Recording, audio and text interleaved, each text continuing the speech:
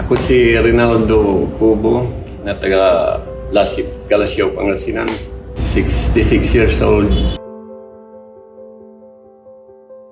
Una, ang na-detect na may cancer yung sumunod sa akin na colon cancer din.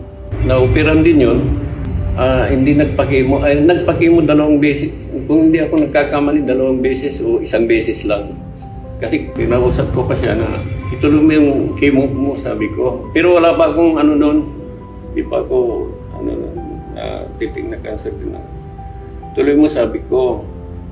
Sabi niya sa akin, mas lalo akong mamamatay pag nagpakimo ako kasi nung nagpakimo daw siya una, ano daw siya, yung suka ng suka. Talagang ganun, labanan mo yun, sabi ko, para mamatay yung cells na, sabi ko, ayaw ko na. Sabi niya, mag-herbal na lang ako. Tinipindi niya sa herbal.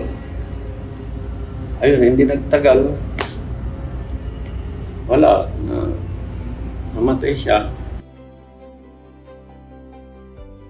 Sumasakit lagi ang tiyan ko, tapos 5 days na hindi ako makadumi. Tsaka na nag-decide na yung mga anak kong ipacheck up dito sa Villaflor. Ni-refer kami kay Dr. Gusaro Doki sa colonoscopy. And then, na-check out. Tsaka pinapunta kami kay Dr. Gonzales. At nakita yung CT scan na talagang aalisin na daw yung bukol tayo. Nakasara daw. Siyempre talagang nag-iba yung ugali ko. Parang siyempre alaman kung may cancer ako. Sabi ko kaagad sa isip ko, mamamatay na yata ako. Sabi ko gano'n. Butit. Yung anak ko, panganay, ginausap ako kung isipin yan. Awang Diyos, sabi niya. Himapi sa loob ko kung kailan ako umanda na tapos may sakit pa akong cancer, sabi ko. Kumpal na position, ayun, nasusuka, tapos hindi ka makakain, nahihilo. Parang nasusuka ka pero walang lumalabas, walang lalabas. Tapos nahihilo ka. Yung sabi nila, lalagnatin ka, hindi naman ako nilagnat. Ang iniisip ko, yung nabigat ka tampon sa gabay ko. Nung natapos yun, 6 na session, ayun, bumalik kami dito sa Villaflor. Ni-repair kami kay Dr. Pitargi. Sinabi na sa akin na wala ka ng problema sa tiyan mo, pwede ka nang kumain, sabi niya. Basta yung mga malalambot lang kakainin mo, sabi ni Dr. Pitargi. Lumiwanag yung isipan mo din na wala nang problema. Unang-una yung mga anak ko, unang-una si Klaus saka yung asawa niya. Talagang gumawa ng paraan. Ako nga po pala si Christine, pangatlong anak ni Papa. Sama-sama lang kaming magkakapatid, buong pamilya na nagdasal para kay Papa para malampasan namin yung journey niya na yun.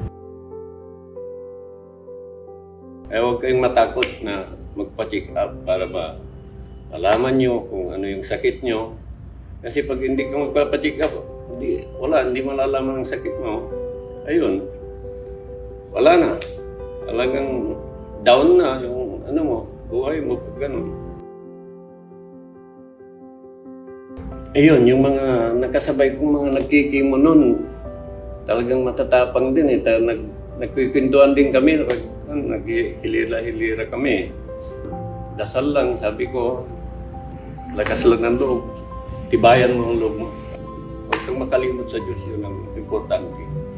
Huwag silang mawalan ng pag-asa. Tapos hanggat maaari magpa-consult, magpagamot dahil walang imposible kay Lord na pwede silang gumaling tulad ni Papa. Ayun, pinapasalamatan ko po. Unang-una yung family namin.